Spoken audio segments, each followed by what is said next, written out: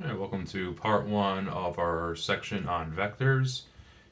In this video, we're going to look at writing the component form of a vector and finding its magnitude. So, some of you may have taken a physical science or physics course that involved a lot of work with vectors. So, if you have, then much of this section will be review. There might be some new stuff in here for you as well.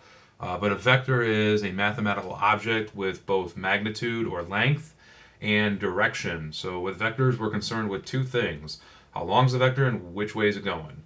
So it's represented geometrically by a directed line segment. So here we have an example of a vector v from point P to point Q. So notice the arrow going from P to Q as opposed to Q going to P.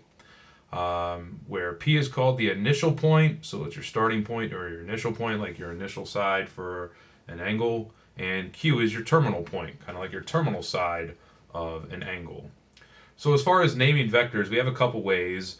One way is to use the initial and terminal points in that order and then put an arrow pointing to the right over them. So in this case, we have vector PQ. Another way is to use a single lowercase letter with a arrow symbol above it. So we could also represent this vector by naming it vector v. And there is a third way, which uses bold letters. So usually bold lowercase letters. So instead of having a v with an arrow above it, we could also have a bold v, just a bold v. No, don't need an arrow above it at that point, as another way of naming a vector. So I'll try to mix and match just to kind of get you used to all the different styles that are out there, but we do have a couple ways to name vectors. So the magnitude of a vector is simply the distance between the initial and terminal points.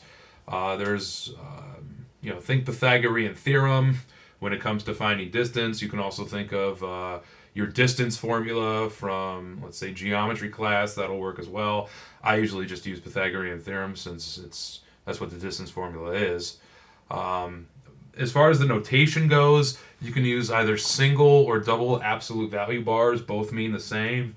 It's really just a matter of personal preference. I'll try to mix and match as well, just to get you used to them. But either one's fine. Single or double absolute value bars indicate that you are finding the length or the magnitude of the vector. So for our example, we started with an initial point P is at 1, 2, and Q is at 4, 6. So to get the component form, if we connect point P to point Q, we'd have to go over 3 spaces to the right and then up 4 spaces. So from our starting point to our ending point, you'd say, oh, you have to go over 3 spaces to the right, or like let's say head 3 blocks east, and up 4 spaces, or head north 4 blocks.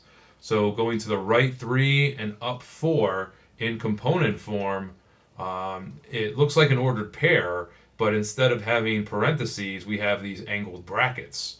So if we have these angled brackets from 3, 4, this describes in one statement how to get from the initial point to the terminal point. We have to go 3 to the right, so positive 3, just like your positive x-axis goes to the right, and we have to go up 4, or positive 4, just like your positive y-axis goes up. If we went to the left 3 and up 4, it'd be negative 3, comma 4, etc.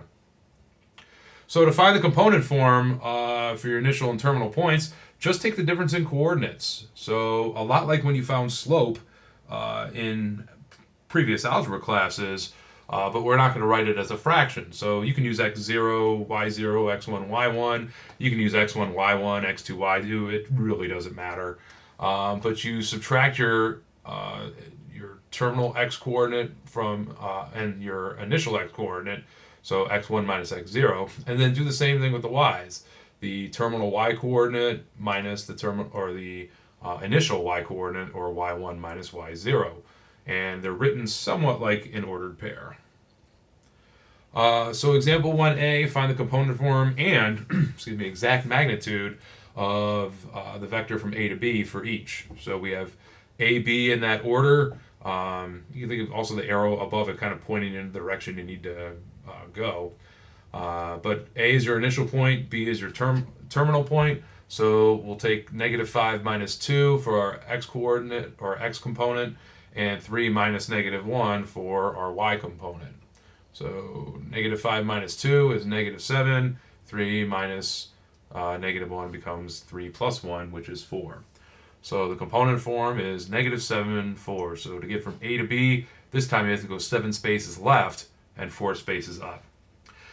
To get the magnitude, it's just Pythagorean theorem. I strongly urge you to ignore all negatives in the component form, just so you don't make the mistake of not including parentheses around the negative 7 before squaring it. So just drop the negative sign, make everything happy like Bob Ross would want you to do. 7 squared plus 4 squared, we get 49 and 16 is 65, and that cannot be simplified at all. So the magnitude of AB, here I'm using double absolute value bars, but you could use single. The magnitude of AB is square root of 65. All right, example 1b, this time we have initial point A at negative 3, 2, and terminal point B at 0, 1. So if we subtract the terminal x minus the initial x, 0 minus negative 3, and do the same thing with the y's, 1 minus 2, we end up with 0 plus 3 is 3, 1 minus 2 is negative 1. So to get from A to B, you have to head 3 spaces right and 1 space down, or like heading 3 blocks east and 1 block south. So a little bit like navigation. The magnitude from A to B, 3 squared plus 1 squared is 10. So the exact magnitude of vector AB is square root of 10. All right, that about does it for this video. In the next video, we're going to take a look at performing operations with vectors as well as solving a vector equation. So I'll see you then.